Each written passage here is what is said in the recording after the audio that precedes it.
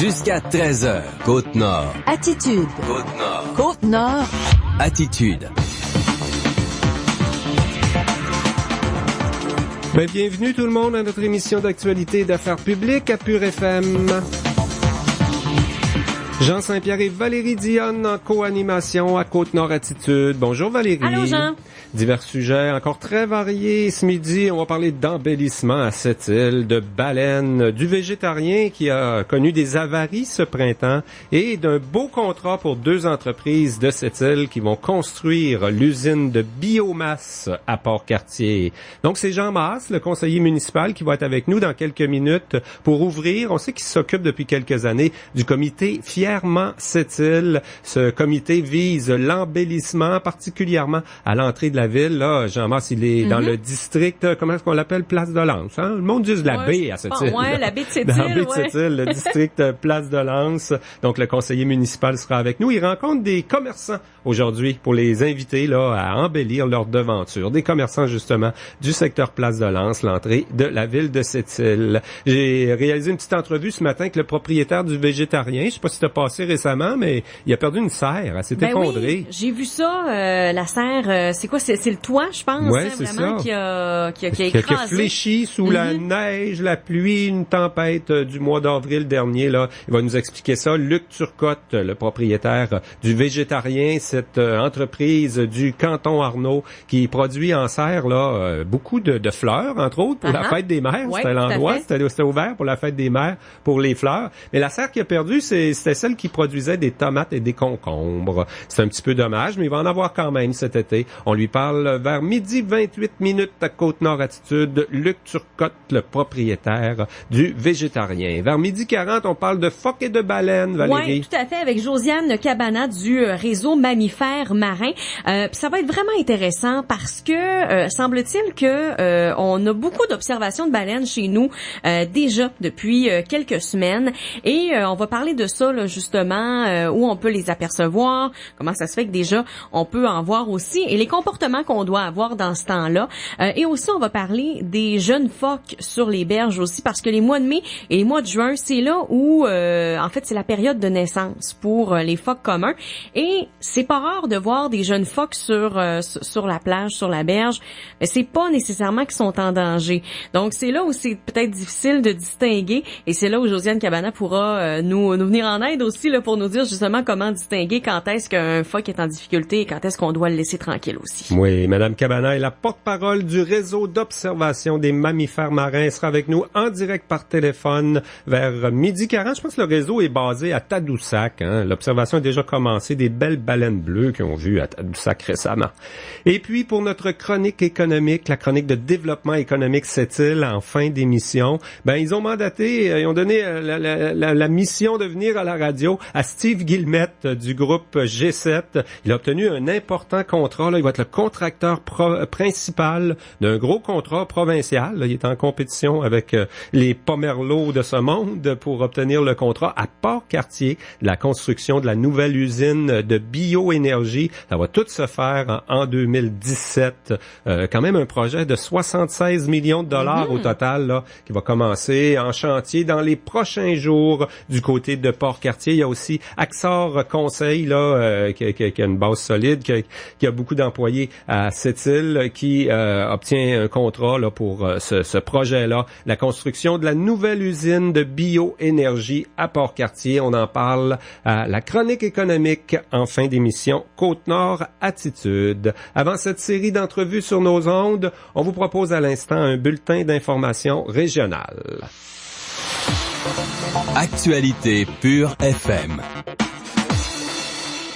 Justement, on va en parler en fin d'émission, mais Axor Conseil et le groupe G7 obtiennent d'importants contrats pour la construction de la future usine de biocarburant à Port-Cartier. C'est Remabec, Arbeck et Ensign Technologies qui forment un nouveau consortium appelé Bioénergie AE Côte-Nord pour la production de combustible liquide à partir de biomasse forestière résidue à Port-Cartier. C'est un projet qui est évalué quand même au total à 76 millions de dollars. La construction devrait devrait être terminé à la fin de 2017. Le propriétaire du groupe G7, Steve Guillemette, était en compétition avec de grandes entreprises du Québec pour décrocher ce contrat provincial. Son entreprise fondée en 2004 est en constante évolution. Elle embauche déjà 150 personnes.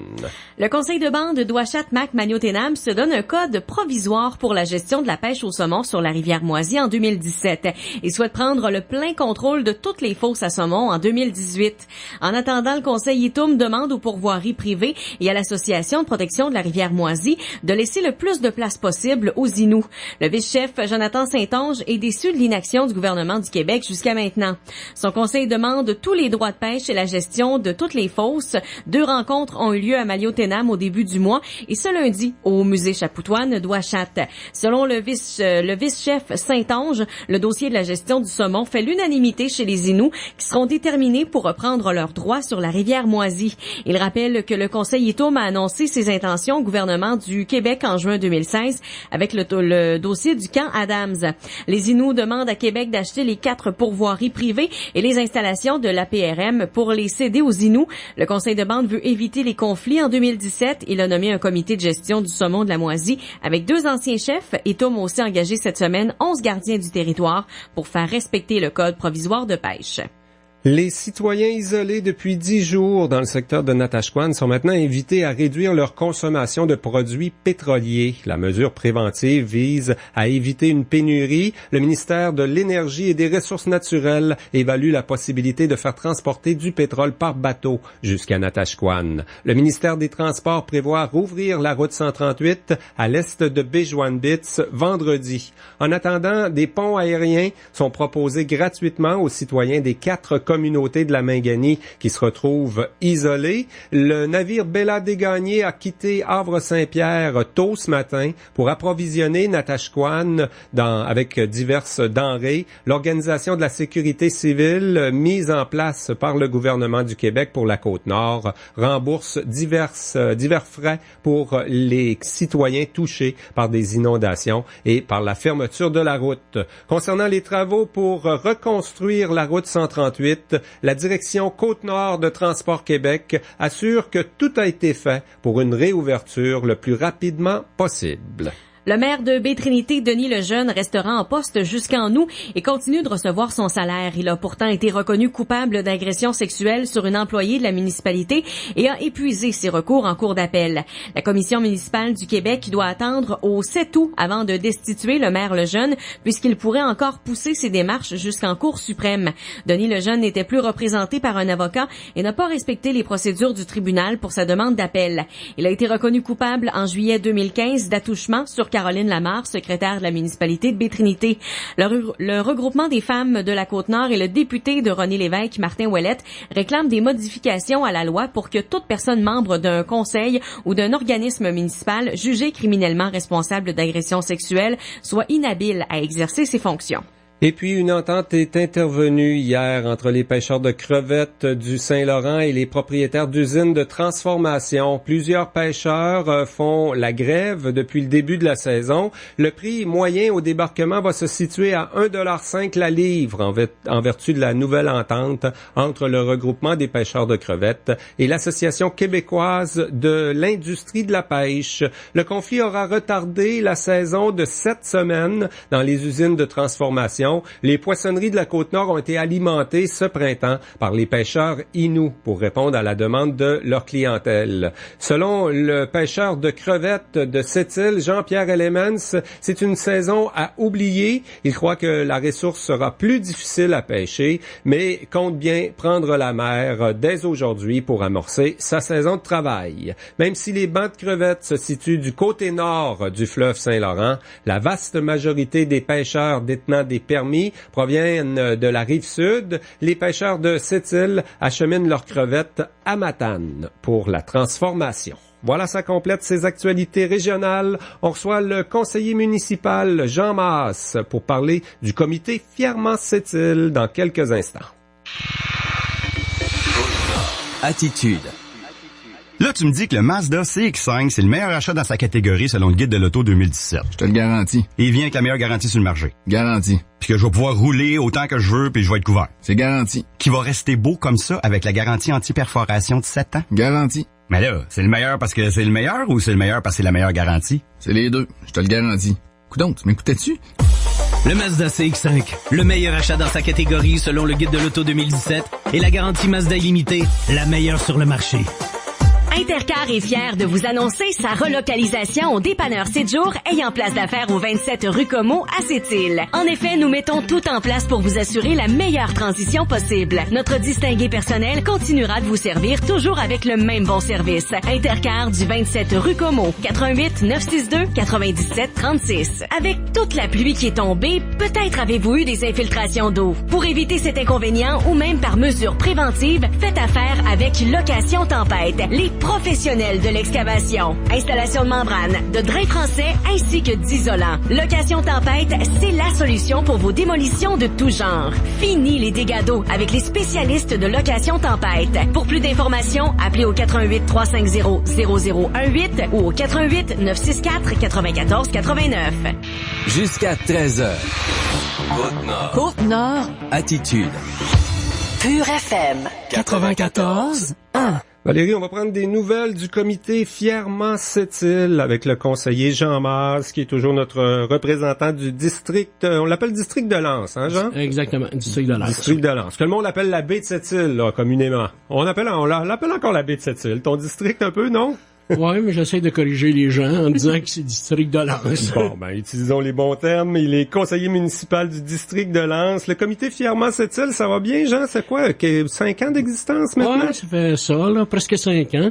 Non, ça va très, très bien. Toujours des nouveaux mandats parce qu'il y a encore beaucoup de choses à faire au niveau de la municipalité pour embellir la municipalité et surtout sensibiliser les gens à la fierté de tout ça. Oui, on peut se rappeler la petite histoire, hein. C'est un journaliste au Nord-Est, l'équipe du Nord-Est à l'époque, là, l'hebdo, qui avait titré à la une c'est laid à l'entrée de la ville de Sept-Îles. Ça fait réagir des gens. C'était le constat, hein. C'est pas très, tout le temps très très joli à l'entrée de Sept-Îles. On a une belle ville, des beaux paysages, mais l'entrée de la ville. Non, l'entrée était pas belle. Elle s'améliore d'année en année et de plus en plus. Et personnellement, moi, je peux remercier ce journaliste-là qui s'appelait Jean Saint-Pierre, je pense. On faisait de la presse écrite à l'époque. Ça frappait fort de dire c'est laid à la une. Même Infoman avait trouvé ça fort. Qui m'a posé une question sensible. Est-ce que je trouve ça beau, l'entrée de la ville? À ce moment-là, mais c'était pas beau. C'était réellement pas beau. Aujourd'hui, il y a beaucoup de choses qui ont été faites, beaucoup d'améliorations au niveau de la municipalité, beaucoup d'améliorations et de plus en plus avec les commerçants. Oui, la municipalité a donné l'exemple, c'est un petit peu ça, hein. Il fallait peut-être justement, ça tue l'effet d'entraînement finalement, c'est un peu ça qui est arrivé. Ouais, ben c'est ça, il faut toujours un petit effet à ce niveau-là. On l'a fait avec l'entrée de la ville, en améliorant le jardin de Lens, en améliorant les emprises de la ville, aller jusqu'au parc Farland, en faisant des ensemencements. Et maintenant, on est rendu à une autre place, on est rendu au parc industriel qui est ici en arrière, parc industriel centre-ville, où en 2015, on a commencé à faire des travaux là. Qu'est-ce que t'appelles le parc industriel centre-ville, là? C'est ce qu'il y a... T'es encore dans Lens, là? Ouais, c'est entre la rue Comeau, boulevard L'Or, la rue Maltais et Perdivet. OK. Tout ce quadrilatère-là, ce qu'on appelle le parc industriel centre-ville. OK. Et puis là, on est rendu là, finalement. C'est géographique. On a un petit peu embelli, là, plus à l'ouest, et là, on s'en vient vers le centre-ville. Ouais, on a déjà commencé. L'année dernière, on a octroyé, la ville a voté un budget d'au-delà de 25 000 $ pour nettoyer les emprises de rue de ce secteur-là. C'est-à-dire, on a enlevé les roches, les papiers, en tout cas, tout ce qui traînait, et on a arraché aussi les zones qui poussaient, de toutes sortes de manières, là, qui étaient très, très laids. Alors, la ville a fait un premier draft, un premier travail pour sensibiliser les propriétaires des commerces et des industries qui sont là à maintenir ça maintenant. Oui, c'est quoi la réception quand on rentre d'un commerce, là? Toi, tu l'as fait à plusieurs reprises quand même. C'est sûr que il y a une question monétaire pour l'entreprise, hein. Faut planifier son budget pour améliorer ces choses à l'extérieur. l'extérieur, mettre des fleurs, tout ça. Mais en général, quoi, les commerçants sont ouverts à ça, j'imagine. Oui, les commerçants sont toujours ouverts. C'est sûr qu'il y a une question monétaire, mais faut pas voir ça plus gros que c'est. Tu sais, des fois, simplement une boîte à fleurs ou un panier de fleurs fait toute la différence. Tu sais. Quelques boîtes à fleurs sous une annonce fait toute la différence et fait en sorte que les gens vont regarder encore plus l'annonce parce qu'ils vont avoir des fleurs. Et il y a des gens dans Place de Lens, sur le boulevard L'Art, qui ont compris ça. Il y a des commerces qui sont installés des boîtes à fleurs et ça fait toute la différence, là. Ouais. Vous êtes encore une équipe, là, comité Fièrement Sept-Îles. Tu t'es entouré de gens au cours des dernières années pour faire ce travail-là. On était 10, on est encore, là on est 9, mais la majeure partie, c'est les mêmes du début, là. Ah oui, qui sont encore là? Ah oui, ils sont encore là, ils sont même tous emballés de voir la progression que ça peut faire et surtout d'avoir à développer un sentiment de fierté au niveau de la population. Ouais. C'est ce qui motive les gens à être là. Honnêtement, là, ton équipe sont satisfaits à 100%, quoi, de la façon. Ça aurait pu aller plus vite. Il y en a toujours qui aimeraient que ça aille plus vite, hein? Ah ouais, ça c'est évident. Tout le monde aimerait que ça aille plus vite. Tout le monde aimerait que les gens comprennent plus vite puis qu'ils mettent un petit peu d'effort, un petit peu plus d'effort. Autant l'été que l'hiver. L'hiver, les décorations de Noël, c'est important aussi. Ça fait de la fierté d'une ville, ça fait la beauté d'une ville. Et on remarque à plusieurs endroits, là, c'est déficient. Ouais. Alors, autant les fleurs, autant les aménagements, tout ça, on travaille sur ça. Et c'est sûr que, en tant que comité, en tant que membre, les membres souhaiteraient que ça allait plus vite. Mais il faut composer avec la population, il faut composer avec les gens d'affaires, puis ça va au rythme. Puis on essaie d'améliorer le rythme. C'est une carte de visite aussi en même temps. On est en train de travailler beaucoup sur le tourisme, amener des gens de l'extérieur chez nous. On le sait, nous, qu'il y a des beaux paysages. Mais avant de les voir, ces beaux paysages-là, on voit les infrastructures. Tu sais, c'est important que les gens comprennent que faut que les gens soient frappés par la beauté de tout cette île dans son ensemble. Exactement. T'as les mots justes. Parce que la première impression, c'est difficile de changer la première impression. Si elle est belle, si elle est bonne, les gens en parlent. Puis, tu sais, on voyage. La majeure partie des gens voyagent à l'île Québec et on voit que dans des villages, c'est merveilleux l'aménagement qu'ils ont fait. Ici, il y a encore des déficiences et on espère que les gens vont avoir cette nouvelle philosophie-là d'améliorer le paysagement et de faire en sorte que notre ville, surtout le boulevard L'Art, soit de plus en plus beau et attrayant. Oui, c'est le bon temps pour en parler aussi au printemps. Hein? Samedi dernier, c'était vraiment le premier beau samedi de soleil. Tout le monde a eu le même réflexe de sortir les râteaux puis de commencer. Hein? Exactement. C'est là que ça se passe. Là. En fin de semaine, il va y avoir encore du beau temps. Les fleurs arrivent, tu sais, on pensait, moi, il y a quelques semaines encore, il y avait encore beaucoup de neige. Je me disais, je suis peut-être un peu vite pour en parler, mais la neige a fondu tellement vite que là, c'est réellement le temps parce que les fleurs sont là. C'est le temps de faire ses achats, c'est le temps de faire des boîtes à fleurs, c'est le temps de se préparer à embellir et d'être fier des commerces, d'être fier de nos établissements, puis autant la population et la maison, et c'est le temps de faire ça. Là. Au niveau du conseil municipal, vous êtes quand même une équipe où chacun représente un quartier, puis des comités de citoyens, puis veut un petit peu en avoir des investissements municipaux, puis des embellissements dans son quartier. Est-ce que, on s'est entendu, l'ensemble du conseil, que la priorité, c'est le secteur Place de Lens pour l'embellissement, la ville de Sept-Îles? On en a dépensé un peu plus là ou on en met quand même ailleurs aussi? Hein? Oui, non, c'est pas le secteur Place de Lens, c'est parce que le secteur Place de Lens, ils ont un jardin qui s'appelle le jardin de Lens et c'est sûr qu'il y avait des déficiences énormes. Il y avait beaucoup de plaques de sable qu'on a recouvert, qu'on a réensemencé et ça a fait en sorte que les premières années du comité, l'accent a été mis sur ce secteur-là. Mais si on regarde tout ce qui se fait au niveau du boulevard L'Art, au niveau de la rue Arnaud, le service des parcs est très actif à faire du renouveau et embellir la ville de Sept-Îles. Ouais, puis il n'y a pas juste la ville, là, de joueurs importants qui est public. On a parlé des commerçants, des entreprises privées, mais le ministère des Transports, on en a fait un petit peu, mais je pense qu'il va y avoir d'autres reconstructions sur le boulevard L'Art aussi, là, même en dessous du boulevard L'Art. Là. Ça nuit pas à l'embellissement, quoi? On n'est pas quelque part mieux d'attendre après? Non, ben il y a des choses, c'est sûr qu'il y a des choses qui s'en viennent sur le boulevard-là, des modifications majeures sur le boulevard-là. Avec le ministère des Transports, c'est leur responsabilité, c'est pas la ville. Non, exactement. Alors, oui, parce que c'est la 138. Non, il y a peut-être des travaux qui ont commencé, il y a des travaux d'embellissement qui sont retardés par rapport à ça. C'est ça. Mais quand le boulevard-là tout le va être complété, il doit être refait, quoi? Ben, il va être modifié. OK. Il va être modifié. Je ne dis pas qu'il va être refait dans son ensemble, mais il va être modifié dans son ensemble. Ouais, mais ça, c'est politique, quoi. Il y a encore un ministre à convaincre, peut-être à Québec. Il y a une élection en 2018. Ils vont peut-être l'annoncer. C'est ça, il y a des budgets à aller chercher. Tu sais, le ministre a déjà dit que l'entrée de la ville et le boulevard était pas beau, puis il avait dit ça lors d'une conférence en chambre de commerce. Oui, je me rappelle. À ce moment-là, mais quand tu dis, comme moi j'avais dit, c'est pas beau, ben il faut faire de quoi pour embellir. Ça s'en vient, sauf que c'est du temps, c'est des budgets, c'est des plans, c'est tout ça de choses. Là. Ça comporte le renouvellement du boulevard-là, ça comporte énormément de choses. Hein. Ouais. Et je reviens à l'interne au conseil. Pendant qu'on fait ça, on a aussi beaucoup travaillé dans les 3 dernières années. Le centre-ville traditionnel, là, avec je sais pas comment on appelle ça, un PPU, là, un programme. PPU-IA, quoi. Un programme particulier d'urbanisme. C'est ça. Bon.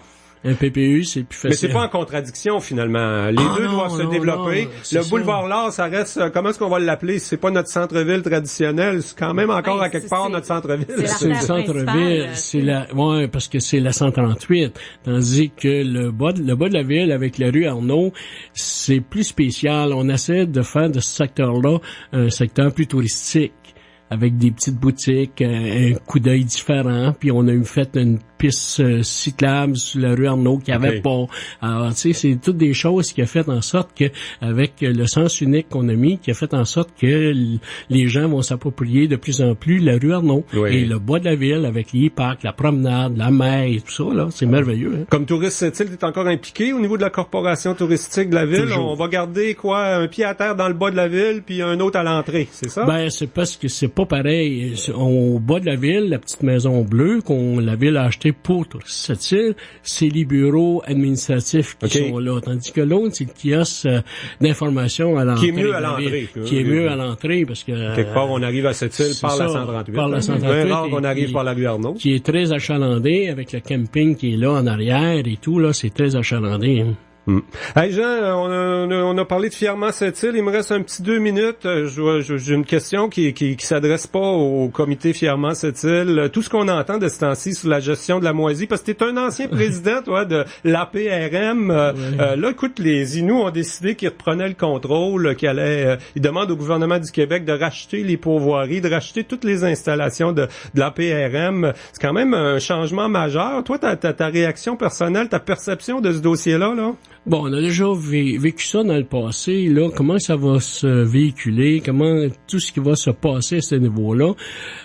C'est difficile pour moi d'en parler parce que je suis complètement hors circuit. Ouais. Mais comme pêcheur de saumon, comme pêcheur de saumon, moi, ce que je souhaite, c'est que les pêcheurs de saumon, tout genre de pêcheurs au saumon, que ce soit les autochtones ou les blancs, on ait notre place pour aller à la pêche au saumon et dans la tranquillité et la paix, parce que c'est un sport, c'est un plaisir, c'est de la relaxation, c'est du mieux-être là, à la pêche au saumon, parce que tu es là à admirer la nature en attendant et en souhaitant de prendre un saumon. Alors, ça fait partie d'un tout, ça, la tranquillité de ça, et j'espère que ça va rester tranquille, ça revient moisi. Ouais, on est capable de cohabiter, je pense, et d'une façon saine, et en tout cas, on le souhaite. Ouais. Mais pour l'ancien président de la PRM, là, qui a mis beaucoup d'énergie là-dedans, entre autres dans le vieux débat, là, pour sauver les tributaires, les rivières tributaires dans le temps des projets de barrage sur la Sainte-Marguerite puis tout ça, c'est quasiment le début de la fin de la PRM, finalement, là, peut-être pas. Parce que ça va prendre une forme bien différente. Ouais, mais ça me surprendrait que le gouvernement, la PRM, c'est la ZEC, hein. Alors, la ZEC, c'est une institution créée par le gouvernement, puis ça me surprendrait bien que le gouvernement laisse aller cette institution-là, la ZEC, pour donner accès à l'ensemble du public, à l'ensemble des gens. La balance, ben, c'est des pourvoiries, c'est un club privé. Là, il y a peut-être des baux de pourvoirie qui peuvent changer de main, mais le club privé, ça me surprendrait parce que c'est privé, réellement privé. Tout leur appartient, la terre, le fond de la rivière, les chaque côté, les droits de pêche, tout leur appartient, c'est le club Adam. Ils sont propriétaires depuis 1895, je pense. Fait que, tu peux pas, c'est une institution, ça, qui est là depuis des années et des années et qui rapporte énormément dans la région, là. Le club Adams, là, c'est une centaine d'employés qui sont là. C'est un budget au-delà d'1,5 million à tous les années qui est dépensé dans la région. Alors, c'est quand même beaucoup, là. Avec les pourvoiries, là, c'est beaucoup d'argent qui est emmené dans la région, là. Oui, mais c'est une grosse négociation qui s'amorce entre le gouvernement du Québec et la communauté Innu de Uashat-Macmalliotenam. Si tu me permets, Jean, j'aimerais inviter les gens d'affaires du secteur Centre-Ville à venir à la réunion ce soir. Oui, c'est une rencontre qui a lieu ce soir, oui. C'est une rencontre de discussion, d'échange des idées pour améliorer tout ce secteur-là. Alors, ça se tient à 19h à l'hôtel de ville. Alors, j'espère avoir énormément de gens. Les gens ont tous été invités par lettre et on espère se retrouver une bonne partie de cette population-là pour échanger, pour améliorer le visuel de ce secteur-là. Et ce n'est que le début du dialogue entre le comité Fièrement Sept-Îles et les commerçants à l'entrée de la ville, finalement, parce que, je sais pas, allez-vous faire comme dans le passé, vous avez pratiquement, là, sur ordinateur, monté des propositions pour chacun à un moment donné. Ça, on l'avait fait parce qu'il y en avait pas beaucoup, il était 12, tandis que là, ils sont au-delà de 100, là. Ouais. C'est plus la même chose, là. C'est sûr que le travail qu'on a fait, c'était un travail de moine et c'était les premiers engagements que le comité Fièrement Sept-Îles s'était donné à faire. Maintenant, la philosophie est toujours la même, d'améliorer le visuel de la ville, améliorer la fierté, et c'est toujours là, sauf que les moyens pour aller jusqu'à cette point de départ-là, à faire la même chose dans un parc industriel aussi peuplé que celui-là, c'est assez difficile. Oui, mais on en a ciblé quelques-uns quand même, qu'on aimerait qu'ils embellissent, là. Au début, il y en avait quelques-uns, sans nommer d'entreprise, là. Il y en avait quelques-uns qui c'était plus évident que d'autres, qu'on souhaitait de l'embellissement. Exactement. Mais dans le parc industriel, c'est la même chose. Il y en a qu'on souhaite, il y en a qui sont bien corrects, il y en a qui entretiennent l'emprise de la ville depuis des années, mais il y en a d'autres que c'est quasiment leur cours à scrap. Alors, tu sais, il y a des choses à améliorer, il y a des choses à faire, puis on veut tenter avec les résidents, les propriétaires, les directeurs de tenter de influencer les gens pour améliorer ce secteur-là, parce que c'est quand même un secteur qui beaucoup de gens passent dans ce secteur-là, tu sais, la rue Pèse-du-Vert, la rue Napoléon, tout le monde emprunte ça et on passe en travers le parc industriel à ce moment-là, puis des fois c'est pas beau, là, tu sais. Ouais.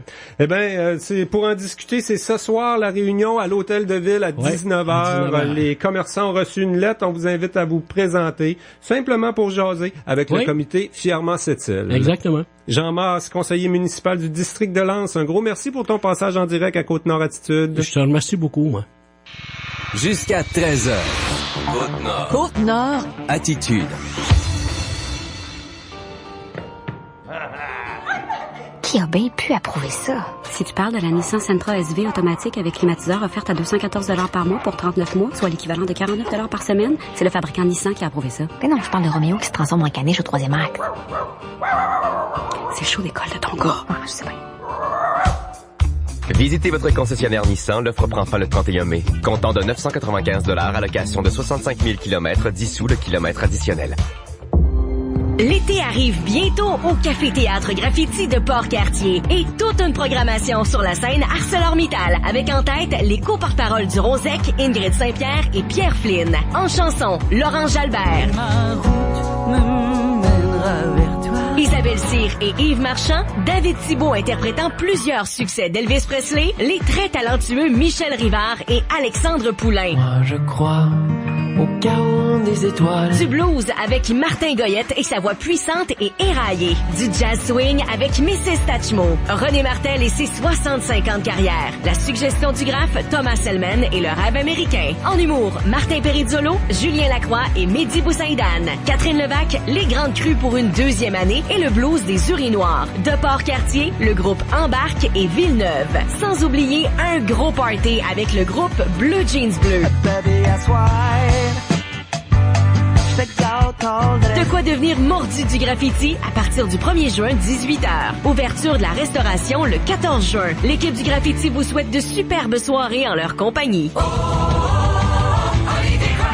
C'est le mois du RAM chez Olivier Chrysler à Sept-Îles. Obtenez 25% sur le prix de détail suggéré par le fabricant sur tous les RAM 1500 2017 en inventaire, ce qui représente des rabais totaux allant jusqu'à 18 000 $. Voyez le prix affiché sur le RAM 1500 à votre goût et on vous le réduit de 25%. Le choix est à son meilleur, faites vite. Le mois du RAM se termine le 31 mai chez Olivier Chrysler, 119 Monseigneur-Blanche à Sept-Îles. Côte-Nord.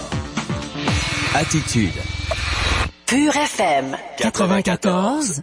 Il y a une serre du commerce Le Végétarien au canton Arnaud qui s'est effondrée ce printemps. On en parle avec le propriétaire Luc Turcotte. Bonjour. Bonjour. C'est quand même une entreprise avec laquelle on a un attachement particulier, Le Végétarien. Ça fait longtemps qu'on suit l'évolution à l'entrée de la ville. Là, t'es en train de perdre une partie de tes installations. Ça a été un printemps difficile pour Le Végétarien, quoi? Ouais, ben disons que ça a commencé au printemps passé. C'est une grosse serre, il y a 4 sections à côté de la maison. J'en ai une qui est tombée au mois de mars passé. Okay. Là, on l'a retapé. On a doublé d'ardeur pour déneiger cet hiver parce qu'on voulait pas que ça réarrive. Puis en plus, il y a eu plus de neige qu'à l'habitude cet hiver. Ben oui, hein. Donc, c'est le poids de la neige, vraiment, là, qui a fait céder. Oui, c'est une structure de métal qui a cédé sous le poids de la neige, là. Carrément, elle a écrasé avec la neige. Bon. Et est-ce qu'il y avait de la production dedans, quoi? Il y avait des choses non, dedans? Pour le moment, il n'y avait rien encore, là. On s'apprêtait à starter une production de tomates puis de concombres, mais on n'a pas eu le temps vraiment. Mais les tomates puis les concombres, aux végétariens, c'est important quand même. C'est un de tes produits d'appel, peut-être avec les fleurs de la fête des mères en fin de semaine, là? Oui. En fait, les tomates du végétarien sont assez connues, ouais. Les conséquences, Luc, donc, cette année, les tomates vont être plus rares au canton Arnaud, quoi? Ben ouais, je vais être obligé de les faire pousser dans la terre, ce qui est pas la même productivité, là. OK. Donc, c'était vraiment une production hydroponique que tu avais dans cette serre-là. Exactement. Et t'en as perdu une ou deux des serres comme ça? En fait, c'est ça. Dans ma section de 4, j'en ai une qui était tombée au printemps passé. OK. Là, au mois d'avril, avec la dernière tempête qui était pleine d'eau, là. Oui. C'est pas la tempête du 30 décembre, là.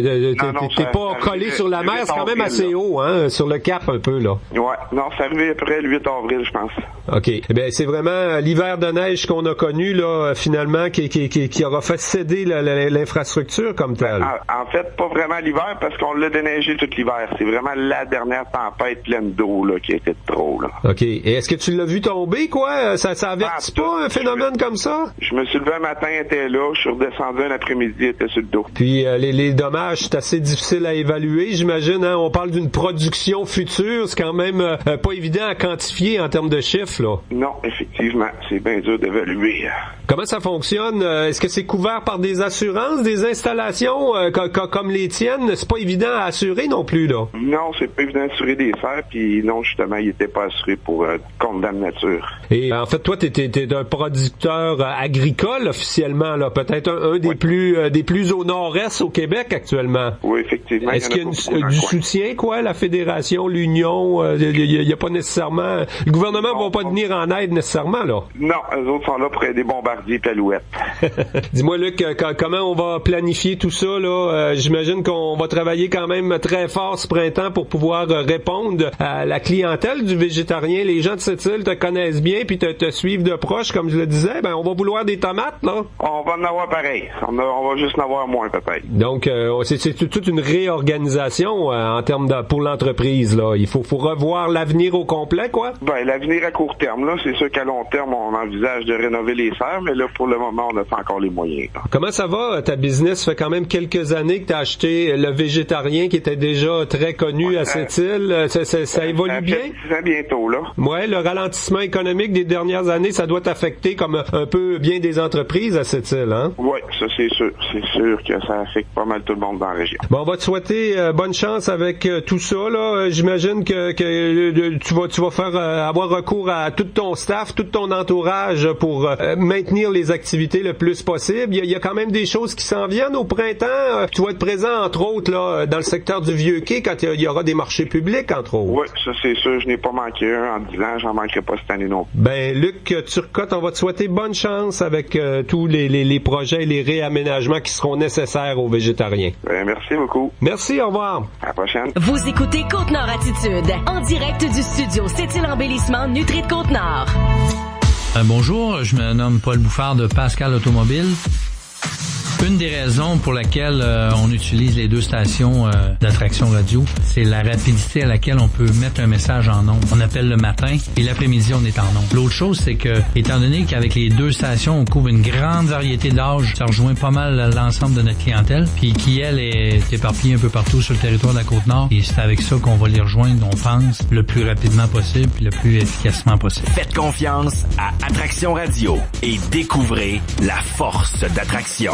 Il y a du soleil dans vos boutiques Iris de Sept-Îles et de Port-Cartier pour le retour de l'événement solaire Maui Gym. Nous vous invitons à venir les rencontrer pour y découvrir toutes les nouveautés Maui Gym. Venez découvrir leur nouvelle lentille Blue Hawaii, maintenant disponible en prescription pour 2 jours seulement. Mercredi le 17 mai à votre boutique Iris de Sept-Îles et jeudi le 18 mai à votre boutique Iris de Port-Cartier. Profitez d'offres disponibles pour l'occasion. C'est un rendez-vous les 17 et 18 mai dans vos boutiques Iris de Sept-Îles et de Port-Cartier.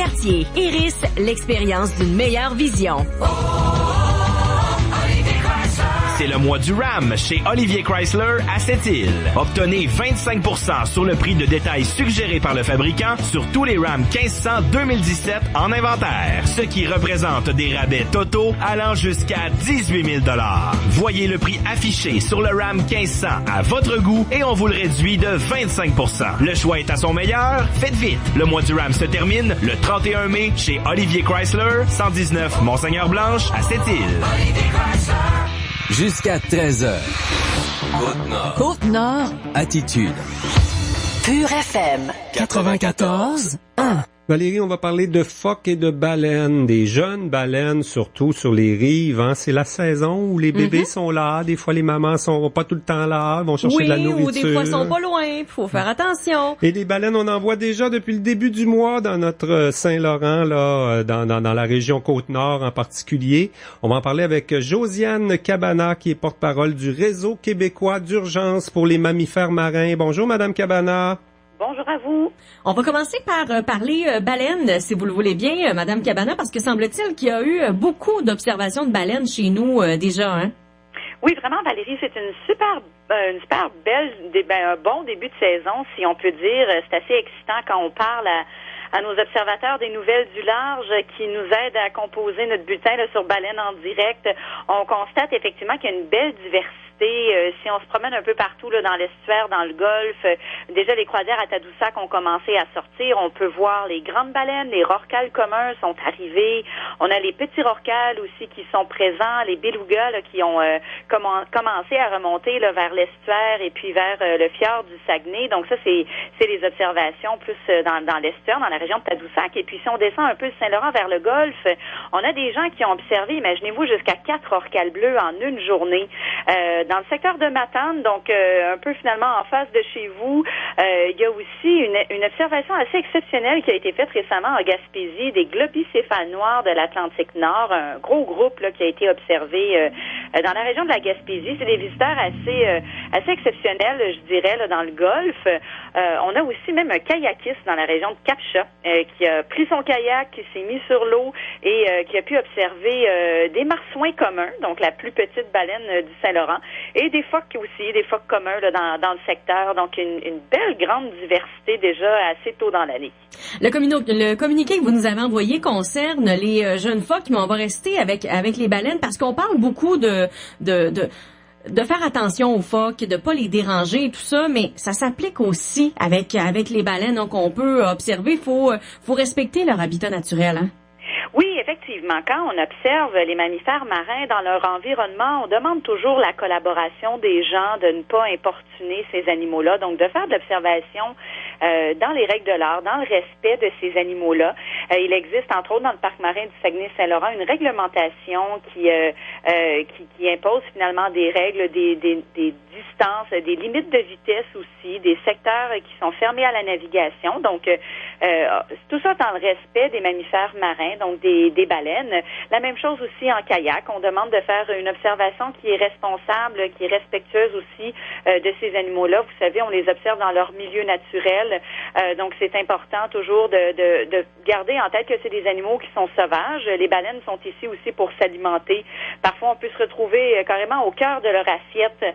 Donc, en ce qui a trait aux baleines, on demande vraiment de toujours faire des observations en étant respectueux, en gardant des distances et donc en se rinçant l'œil, évidemment, parce que c'est toujours un privilège d'observer ces animaux dans leur environnement, mais de les respecter, tout simplement. Malheureusement, c'est pas tout le monde qui est très respectueux envers ces animaux-là. Si jamais on est témoin là d'une scène disgracieuse avec les mammifères marins, est-ce qu'on peut vous téléphoner justement pour le signaler? Bien, si on parle, par exemple, d'une observation qui serait faite en plein cœur du Saint-Laurent là, par une embarcation et puis qu'on juge, par exemple, que l'animal est dérangé par la présence d'un bateau, c'est possible, effectivement, de contacter le ministère Pêche et Océan Canada, qui est responsable de l'application de la loi. Et si on se retrouve précisément là, dans le parc marin du Saguenay-Saint-Laurent, on peut contacter directement les gens du parc marin. Par contre, si on parle d'une observation qui est faite, prenons par exemple justement le cas des jeunes phoques, qui est en fait le sujet du communiqué de presse qu'on a partagé aujourd'hui.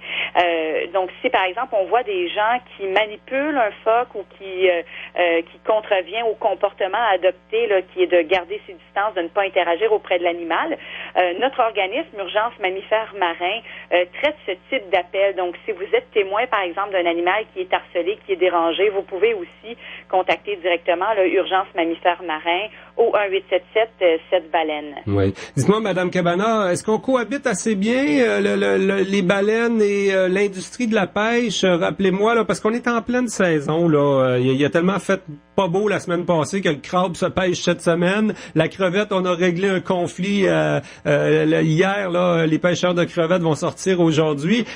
C'est quand même, c'est des gens qui ont pas juste ça à faire. Ils ont leur travail, ils essayent de respecter le déplacement puis tout ça. Quand ils voient des baleines, nos pêcheurs en général, ils se comportent bien. La cohabitation, c'est sûr que c'est un défi qui est bien réel dans nos eaux, dans le Saint-Laurent, autant dans le Golfe que dans l'estuaire. La pêche commerciale est bien présente. Il y a des endroits, je vous dirais, par exemple sur la côte est des États-Unis, où la problématique est de plus grande ampleur que chez nous, mais il reste toujours des risques de prise accidentelle. Heureusement, cette année, et je touche du bois en vous le disant, on n'a eu aucun signalement de baleine qui a été vu empêtré dans un engin de pêche. Donc, c'est quand même un début de saison relativement calme là, à Urgence Mammifères Marins, mais il faut toujours rester alerte. C'est des situations qui peuvent survenir à tout moment. Alors, évidemment, les pêcheurs, comme vous le dites, font leur travail et puis vont récolter leur prise au large, mais les baleines doivent, elles, composer avec la présence de cordage, de cages, et puis les baleines, comme je le mentionnais, sont ici pour manger, donc elles vont souvent fréquenter des endroits qui sont riches, qui sont riches en abondance de nourriture, donc bien souvent c'est des endroits aussi où il y aura de la pêche, donc les baleines, elles doivent composer avec ça. Alors cette année, on peut dire que la cohabitation semble bien se dérouler, mais on reste toujours alerte, là, ça pourrait arriver du jour au lendemain qu'un pêcheur se présente sur son site et soit témoin d'une baleine là, qui est prise dans ses cordages. Et vous savez, à Urgence Mammifères Marins, à tous les étés, on enregistre des mortalités là, qui sont dues à des prises accidentelles. Donc, soit qu'on trouve les baleines déjà mortes, empêtrées, on peut les retrouver aussi échouées sur le rivage avec des marques sur leur corps qui nous laissent croire que la baleine a été empêtrée de son vivant. Alors, c'est des situations malheureusement qui surviennent assez fréquemment. Il y a de la prévention à faire aussi pour les jeunes phoques parce que ce mois-ci, le mois prochain également, c'est vraiment la période de naissance chez les phoques communs et ça se peut qu'on en voit sur les berges. Hein. Il y a des phoques, en fait, les jeunes phoques vont souvent hors de l'eau. Faut pas les déranger. Hein. En fait, c'est ça le message que vous voulez lancer.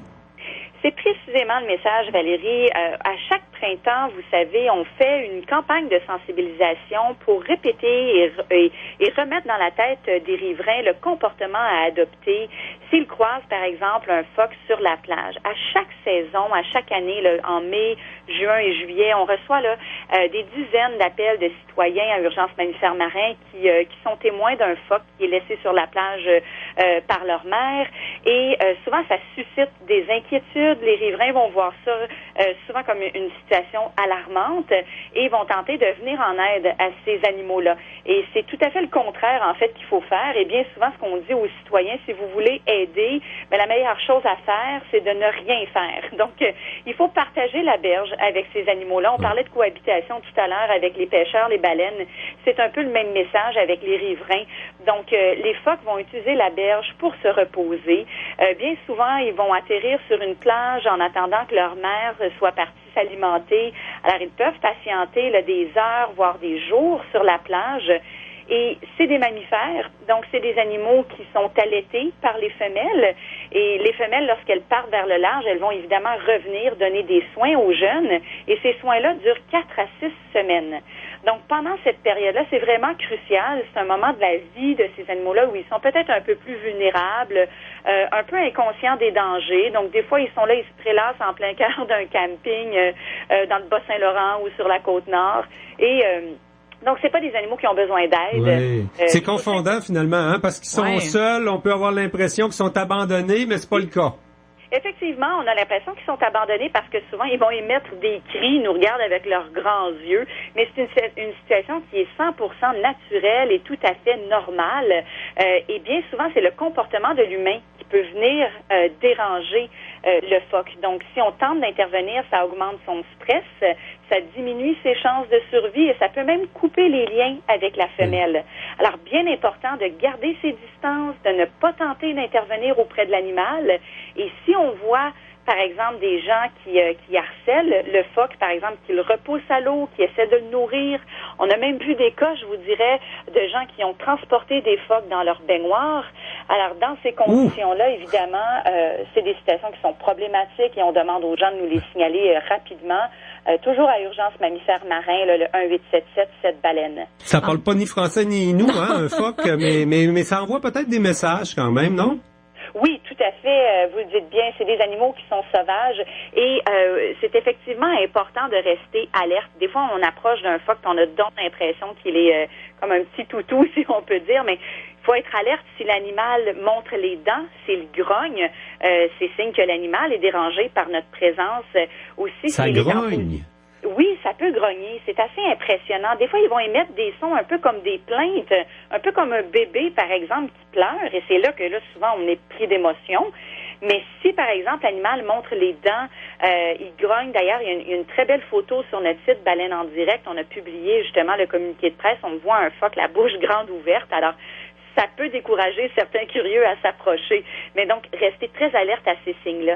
Et si, par exemple, vous voyez un phoque qui se repose sur la plage et avec l'arrivée des gens, s'il lève la tête, s'il a tendance à s'éloigner ou à reprendre le large, bien, évidemment, c'est un animal qui est dérangé. Alors, on demande simplement de quitter le secteur, de laisser l'animal à lui-même pour qu'il se repose et aussi pour que la femelle se sente bien libre et en sécurité de revenir trouver son jeune plus tard. En même temps, ça part pas de mauvaises intentions. On peut comprendre les gens que des fois, ça peut être inquiétant de voir des phoques comme ça sur la plage. On veut bien faire. Bon, on comprend qu'il faut pas déranger. Il y a un autre point également qui est intéressant dans votre communiqué et c'est les animaux de compagnie, les chiens. Entre autres, on dit tenez vos chiens en laisse. Ouais, c'est vrai qu'on y pense pas. On se dit ouais, mais il est correct avec les autres humains. Mais effectivement, qu'avec les animaux marins, ça peut être autre chose, là. Ah, tout à fait. Vous le dites bien. Hein, les gens sont rarement mal intentionnés. Souvent, on va être empreint d'émotion là quand on va voir ces animaux-là, et donc on va tenter de les approcher. On est curieux aussi, on est fasciné. Ça s'explique très bien. Et oui, bien souvent les riverains qui nous contactent pour nous rapporter des jeunes phoques, c'est souvent le chien qui a trouvé l'animal en premier parce qu'ils ont évidemment un odorat très fin, donc ils vont partir à courir après l'animal, et si un phoque se sent surpris et se sent agressé, lui en retour peut aussi être agressif. Donc je vous disais tout à l'heure, c'est des animaux sauvages, ça grogne, ça peut mordre aussi. Donc important de garder le chien en laisse pour réduire le stress du phoque, mais aussi pour éviter que l'un ou l'autre des animaux se fasse mordre ou se fasse attaquer finalement. On n'est jamais sûr qui va gagner une bataille entre un phoque et un chien finalement. Oh, je vous dirais, heureusement, et encore là, je touche du bois une deuxième fois, il n'y a aucun incident là, qui a été rapporté de chien qui a été blessé. Par contre, c'est déjà arrivé qu'un des citoyens de la ville de Saguenay a été mordu par un phoque au mollet. Alors, c'est des animaux qui peuvent se déplacer très rapidement et être un peu sournois, je vous dirais, ou imprévisibles surtout. Alors, vraiment d'être alerte et non, c'est pas des toutous, c'est pas des... Raison de plus pour les amener dans son bain. Non, exactement. Le bain est une très mauvaise idée. En fait, on le rappelle, c'est tout simplement de ne pas toucher l'animal, de ne pas le déplacer. C'est une situation normale. C'est des animaux sauvages qui vivent leur vie de phoque sur les berges du Saint-Laurent, tout simplement. Et voilà, c'est de respecter leur habitat naturel à ces mammifères marins-là. Josiane Cabana, porte-parole du Réseau québécois d'urgence pour les mammifères marins. Merci beaucoup d'avoir été en entrevue avec nous ce midi. Merci à vous de votre intérêt et je vous souhaite un très beau printemps. Attitude. T'as envie de te remettre en forme, de perdre les quelques kilos que t'as en trop ou de prendre de la masse musculaire? Choisis le meilleur gym pour répondre à tous tes besoins. Astrenia Gym Fitness. C'est la place idéale pour reprendre ta santé en main avec des appareils neufs de marque Atlantique. Ils sont aussi dépositaires des produits XPN. Tommy Tremblay, étudiant en naturopathie ainsi qu'entraîneur privé, saura vous guider à adopter et conserver un mode de vie sain et actif. Viens découvrir ton gym pour seulement 55 $ pour un mois. Pour plus d'informations, 88 962 2017. Astrenia Gym Fitness au 831 Boulevard L'Art. Au cours des prochains mois, tu vas avoir le goût d'aller jouer dehors. Et pour ça, Atelier Laforge a ce qu'il te faut. Passe voir le Outlander 450 et 570 2017 à partir de seulement 7 594 $, incluant une garantie de 5 ans. Ou le Outlander 6x6, offert en version 650cc de 62 HP. Ça, c'est 18 de plus que son plus proche compétiteur. Ou encore la version 1000cc de 82 HP et le tout nouveau côte-à-côte Can-Am Defender 2017 offert en version 500, 800 et 1000cc qui vous est offert avec 2 ans de garantie plus 1000 $ d'accessoires. Atelier Laforge, 1167 Boulevard L'Art, atelierlaforge.com. Les nouveautés sont arrivées chez Olivier d'Occasion. Profitez du plus grand inventaire de voitures d'occasion dans la région et du meilleur prix à l'achat ou à l'échange de votre véhicule actuel. Voyez notre inventaire au www.olivieroccasionsethile.com et obtenez un rabais instantané. Venez nous rencontrer au 106 Maltais. Votre radio sera sur place dès 14h30. Olivier d'Occasion, ouvert ce soir jusqu'à 20h. Financement disponible sur place. Olivier Occasion. La chronique économique vous est présentée par Développement économique Sept-Îles. Pour notre chronique économique de développement économique Sept-Îles, on reçoit un entrepreneur aujourd'hui. Steve Guillemette du groupe G7 est avec nous et on va parler d'un beau projet qui se réalise là du côté de Port-Cartier avec Bioénergie AE Côte-Nord, une nouvelle entreprise qui va réaliser la bioénergie. Steve Guillemette, bonjour. Bonjour. On est dans une conjoncture économique, on le sait, difficile. Quand on voit pointer là, des beaux projets comme celui de la bioénergie à Port-Cartier, on est très heureux quand on est entrepreneur, j'imagine, hein? Oui, effectivement, on est très heureux, mais faut aussi, il faut être heureux, mais il faut aussi ouvrir nos œillères parce que ce contrat-là était un contrat provincial. Fait que il faut vraiment mettre tous les éléments pour être compétitif, pour réussir à se battre avec le reste du Québec sur des projets comme ça. Est-ce que ça a été compliqué? Je sais qu'il y a Axar aussi, là, Denis Cadorette, qui devait être avec nous à la chronique, mais qui est sur le terrain justement aujourd'hui à Port-Cartier. C'est quand même 2 entreprises de la région qui ont eu ce contrat qui est national, là, sur lequel les Pomerleau Renault, les Polaris de ce monde auraient pu appliquer. Oui, effectivement. Tout le Québec, j'imagine qu'il pouvait soumissionner ce projet-là. On connaît pas tous les gens qui ont été invités aux soumissions. Est-ce que c'est compliqué? Est-ce qu'on a un avantage quand on est local là, pour un contrat qui se donne, un contrat d'envergure qui peut se donner là, ici à Port-Cartier, cette île? Écoute, on a l'avantage d'être ici, oui, mais en même temps, on a le désavantage d'être en région. Quand on parle, par exemple, du coût supplémentaire, là, on a déjà entendu jusqu'à 20% pour réaliser un projet à cette île, que ça peut coûter plus cher qu'à Saguenay ou à Québec ou à Montréal. Est-ce que ça se constate sur le terrain, ça, ces choses-là? Ben moi, je suis pas prêt à dire que les projets coûtent plus cher ici. Je pense que on vient de prouver qu'on est capable de faire des contrats en région en étant compétitif avec des gens de l'extérieur, du reste du Québec. Là, on vient de le prouver ici. Là. Pour parler du groupe G7, c'est quand même une entreprise d'envergure. Tu me disais jusqu'à 150 employés actuellement. Ça a quand même évolué assez vite. Hein? C'est une jeune entreprise. Vous êtes né en 2004, G7, le groupe G7 à Sept-Îles. Oui, effectivement, on a été fondé en 2004. Depuis 2004, on est en constance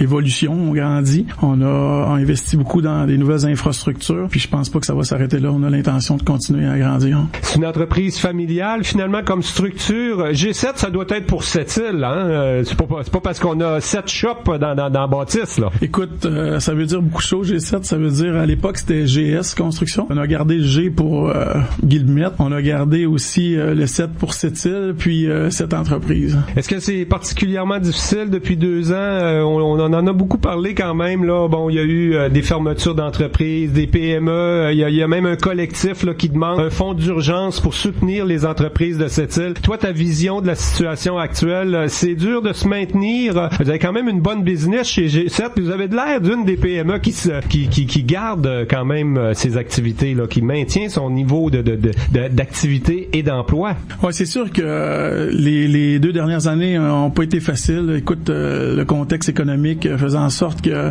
les minières étaient plus au ralenti. On a une grande partie de notre business qui est dans le domaine industriel. Fait que il a fallu se réajuster, il a fallu revoir nos manières de faire, être plus performants pour réussir à avoir des prix compétitifs puis rester dans le marché. Ouais, il reste qu'on a une certaine dépendance à l'industrie du fer. Hein, quand on est à Sept-Îles, une PME de service comme la tienne cherche à avoir des contrats. Là, on est dans l'industrie forestière avec la bioénergie. J'imagine qu'on en a fait aussi des contrats dans l'industrie minière. Le cycle économique du fer, c'est dur pour une entreprise comme la tienne, non? Effectivement, c'est pas facile. Il faut vraiment tout le temps être en évolution là-dedans. Il faut regarder vraiment les manières de faire. Je le dis souvent à mes gens, nos manières de faire font en sorte qu'on devient plus compétitif. Il faut regarder en avant, trouver des alternatives gagnantes. Je pense qu'avec un projet comme Bioénergie à Port-Cartier, on vient de prouver qu'on est capable de faire d'autres choses que le domaine minier. Puis le fait aussi que ce soit une firme d'ingénierie locale qui a les rênes du projet, ça fait en sorte qu'ils nous connaissent aussi, là, tu sais, ils connaissent nos capacités. Puis dans ce genre de projet-là, ça nous apporte à grandir pour le futur. Tu sais, on fait des projets où est-ce que on n'a jamais réalisé. On a déjà réalisé des gros mandats mécaniques, mais d'autres genres de mandats. Ça fait que ça nous apporte à être diversifié dans un autre domaine que le domaine minier. Ouais, c'est ce qu'on souhaite d'ailleurs pour l'économie de cette île Port-Cartier, de la diversification. On l'a dit, Mine Arnaud, ça serait une mine, mais c'est une autre sorte de mine, c'est pas du fer. Ce que vous faites en bioénergie, ça va être nouveau également. C'est de la nouvelle expertise pour la région qu'on développe au sein de ton entreprise et au sein d'Axor aussi. Exactement. Je pense que on va faire une belle équipe avec Axor sur ce projet. Puis ce qu'on entend à travers les branches, c'est qu'il va y en avoir d'autres au Québec, des usines de ce type-là. Ça fait que y a rien d'impossible pour le futur là-dedans. Pour G7, d'ailleurs, même si on est basé à Sept-Îles, toi tu viens de la base Côte-Nord, là, t'es prêt à faire des contrats un peu partout sur la Côte-Nord, mais même à l'extérieur du Québec, pourquoi pas, là, on parle souvent de fly-in, fly-out, des gens qui viennent travailler chez nous à Sept-Îles ou sur la Côte-Nord, ça peut se faire à l'inverse aussi, du fly-in, fly-out, why not? Oui, exactement. Nous, on n'a pas de problème à réaliser des contrats n'importe où. On travaille de Blanc-Sablon à Labrador-Cité, à Bécomo, partout où on peut avoir des contrats, on n'a pas de problème à se déplacer pour les réaliser. Steve Guillemette, est-ce que on voit ça gros, le contrat à Port-Cartier? C'est des défis particuliers, c'est quand même d'envergure, là. On va faire de la mécanique, la structure, toute la tuyauterie. C'est une nouvelle usine qu'on construit. construit. Exactement. On installe le cœur de l'usine, tout ce qui est mécanique, structure, tuyauterie. Écoute, c'est un beau défi, mais je crois qu'on va être à la hauteur de relever le défi. On devrait employer entre 40 et 50 travailleurs dans les semaines à venir à aller jusqu'au mois de décembre. Donc, c'est un échéancier qui... Tout devrait se faire sur l'année 2017, là. Exactement. On doit livrer de mémoire pour le mois de décembre. En terminant, Steve Guillemette, avec le groupe G7, avec tout ce qu'on voit là pour l'économie, le ralentissement qu'on a vécu les 2 dernières années, est-ce qu'on a quand même confiance à l'avenir du côté des entrepreneurs à cette île? Écoute, moi je crois que oui. Là, je pense la tempête est derrière nous. On a des beaux projets qu'on voit qui se discutent puis qui sont sur le bord d'aboutir comme Champion Minéral, Mine Arnaud. J'ai confiance que ces projets-là vont aller de l'avant prochainement. Eh bien, Steve Guillemette, un gros merci pour ta participation à notre chronique avec Développement économique cette île aujourd'hui. Merci, bonne journée. La chronique économique était une présentation de Développement économique cette île.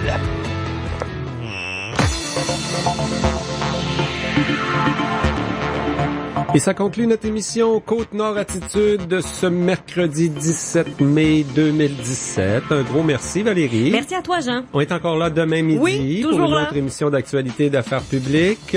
Toi, tu es encore là ce soir, demain matin également. Il y aura des nouvelles aussi à travers ça, notre programmation au FM 94. On vous souhaite une excellente journée tout le monde. Au revoir. Profitez-en, un beau 16 degrés présentement.